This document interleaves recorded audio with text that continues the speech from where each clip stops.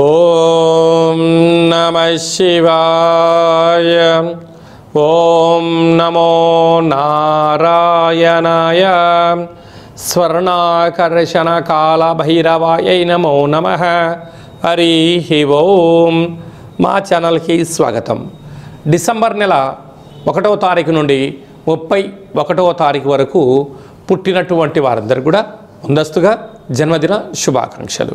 గతంలో వివాహం చేసుకున్న వారికి వివాహ వార్షికోత్సవ శుభాకాంక్షలు. ద్వాదశ రాశుల్లో గ్రహ గమనాన్ని వీక్షింపచేద్దాం.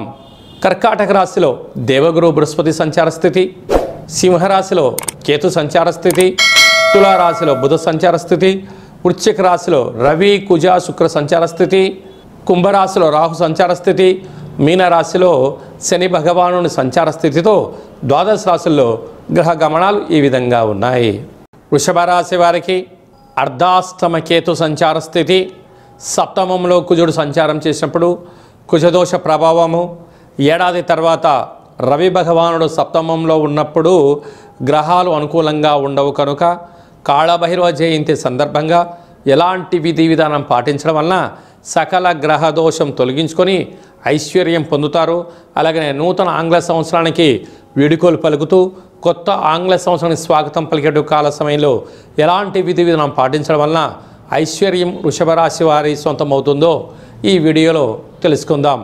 వృషభ రాశిలో ఏ ఏ నక్షత్రాలు వస్తాయి అనగా కృతికా నక్షత్రంలోని 2, 3, 4 పాదాలు, రోహిణీ నక్షత్రంలోని 4 పాదాలు, మృగశిర నక్షత్రంలోని 1, 2 పాదములు కలిపితే వృషభ రాశి. రాశాధిపతి శుక్ర భగవానుడు. తృతీయంలో గురువు ఉండడం వలన తల్లిదండ్రులు, అన్నదమ్ముళ్ళు, అక్కా చెల్లెలతో సత్ప్రవర్తన చాలా అవసరం అని చెప్పి జ్యోతిర్విజ్ఞానం తెలియచేస్తుంది. అర్ధాష్టమ కేతు కారణం వలన చిన్న చిన్న విషయాలకు ఆందోళన తగదు. భూత భవిష్యత్ వర్తమానాన్ని ఎప్పుడు కూడా అంచనా వేస్తూ ఉండగలగాలి. అదే కాకుండా సప్తమ స్థానంలో త్రిగ్రహ సంచార స్థితి. ప్రేమికులు చాలా నమ్మకంగా ఉండాలి, జాగ్రత్తగా ఉండాలి. భార్యాభర్తల మధ్య అన్యోన్యత చాలా అవసరం. నూతనమైన వివాహ ప్రయత్నాలు చేసినప్పుడు కలిసి వచ్చే అవకాశాలు చాలా అధికంగా ఉన్నాయి. అక్కడే కుజుడు ఉన్నాడు కనుక యంత్రాలతో, ఆయుధాలతో వాహన ప్రమాదాలు, జలగండాలు పొంచి ఉన్నాయి. పోలీస్ స్టేషన్లు, కోర్టు సమస్యలు కూడా పొంచి ఉన్నాయి. ఇలాంటి కాల సమయంలో ఓపిక చాలా అవసరంగా భావించగలగాలి. ఏకాదశంలో శని భగవానుడు ఉండడం వలన లాభాలు వచ్చేటువంటి కాల సమయంలో పక్కవారు వచ్చి వాటిని స్వీకరించే పరిస్థితి అధికంగా ఉంటుంది. కనుక ఓపిక, పట్టుదల, వీలైనంత వరకు రహస్య చర్చలకు ఇది సరైన సమయం కాదు అని చెప్పి గమనించగలగాలి.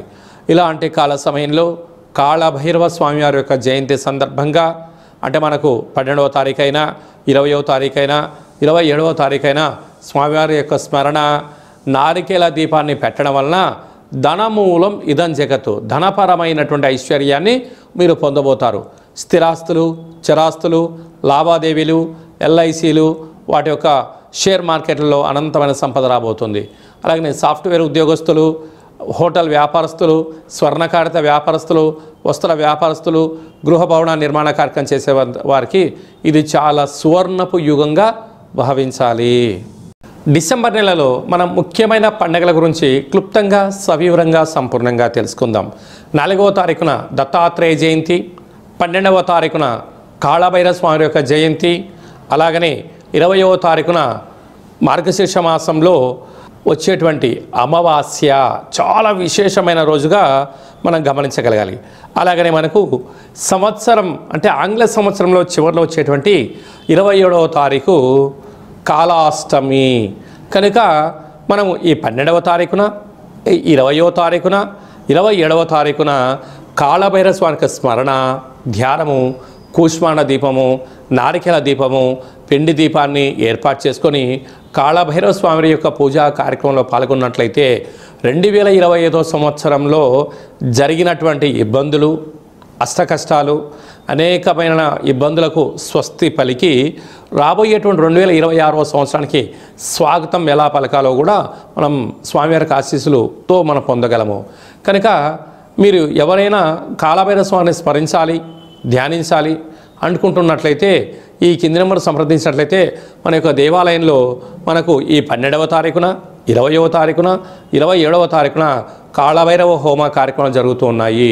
మీ గోత్రనామంలో పంపించినట్లయితే మీకు పూజ చేయించి వీడియో కాల్ ద్వారా చూపించి స్వామివారి ఆశీస్సులు పొందడానికి అన్ని ఏర్పాట్లు చేయడం జరుగుతుంది అని చెప్పి గమనించాలి. ఈ కలియుగ కాలంలో కాళభైరవ స్వామివారిని ఎందుకు స్మరించాలి, ఎందుకు ధ్యానించాలి అన్నట్లయితే కలిని, నరదృష్టిని, శత్రుదృష్టిని, సకల గ్రహ దోషాలను, సకలమైన క్షుద్బాధలను, నరదృష్టి సమస్యలను, ఇంటిలో ఉండబడిన వాస్తు దోషాలను, అనేక రకాల దోషాలను తొలగింపజేసి మనకు రక్షణగా ఉండేటువంటి భగవంతుడే కాళభైరవ స్వామివారు.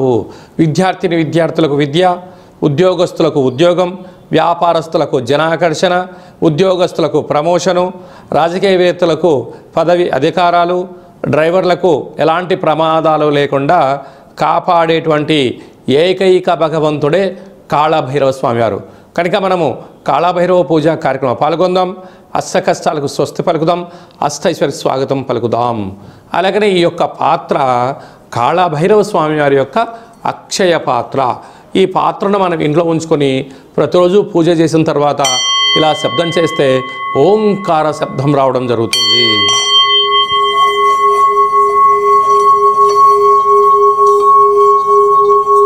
ఇలా కాళభైరవ స్వామివారిని స్మరిస్తూ 12 సార్లు ఓం కాళభైరవాయ నమః అనేటువంటి మంత్రాన్ని ఉచ్చరింపచేయడం వలన సకల శుభం, ఐశ్వర్యం, ఆనందం మనకు భగవంతుడు దగ్గరగా చేయడం జరుగుతుంది. అలాగనే ఈ అక్షయ పాత్రతో పాటు మీకు 12 రకాల వస్తువులతో దిష్టి తీయించి స్వామివారి ప్రసాదాన్ని తమరికి వాట్సాప్ ద్వారా, కొరియర్ ద్వారా అందజేయడం జరుగుతుందని చెప్పి గమనించగలగాలి. మీ వ్యక్తిగత జాతకం తెలుసుకోవాలనుకుంటున్నారా? మీ పేరు, పుట్టినటువంటి తేదీ, నెల, పుట్టినటువంటి సమయం, సంవత్సరం వ్రాసి మీరు వాట్సాప్లో పంపించగలిగినట్లయితే 100 సంవత్సరాల జాతకాన్ని వ్రాసి పంపించి సవివరంగా సంపూర్ణంగా తెలియచేస్తూ మీరు పుట్టినప్పుడు గ్రహ గమనాలు ఎలా ఉన్నాయి, ప్రస్తుతం ఎలా ఉంటున్నాయి, రాబోయే కాలంలో ఎలా ఉండబోతున్నాయో సవివరంగా సంపూర్ణంగా తెలియజేయడం జరుగుతుంది. అలాగే చాలామందికి పుట్టినటువంటి కాల సమయంలో డేటా ఆఫ్ బర్త్లు లేనటువంటి కారణం వలన పేరు యొక్క మొదటి అక్షరాన్ని అనుసరిస్తూ రాశిని తెలియచేస్తూ, రాశి గమనాలను తెలియచేస్తూ రమణ శాస్త్రం ద్వారా అనగా గవ్వళ ద్వారా కాళభైరవ ఉపాసన చేత భూత భవిష్యత్ వర్తమానాన్ని తెలియజేయడం జరుగుతుందని చెప్పి గమనించాలి. ఈ కింది నెంబర్ సంప్రదించి అపాయింట్మెంట్ తీసుకొని సంప్రదించగలరు. అందరికీ కాళభైరవ స్వామికి ఆశీస్సులు, దత్తాత్రేయ స్వామికి ఆశీస్సులు ఉండాలని కోరుకుంటూ ఆశీర్వచనం. ఓం రాజాదిరాజాయ ప్రసహ్య సాహినే నమో వయం వై శ్రవణాయ కుర్మహే సమే కామాన్ కామకామాయ మహిం కామేశ్వర వై శ్రవణో యదాతు కుబేరాయ వై శ్రవణాయ మహారాజాయ నమః. హరి ఓం. దీర్ఘాయుష్మాన్ భవ. ఈ వీడియో మీకు నచ్చినట్టయితే లైక్ చేయండి, షేర్ చేయండి, మా ఛానల్ని సబ్స్క్రైబ్ చేసుకోండి. ఆధ్యాత్మిక భక్తి సమాచారాన్ని భగవద్బంధులకు, మిత్రులకు, స్నేహితులకు చేరవేయండి. హిందూ ధర్మాన్ని కాపాడండి.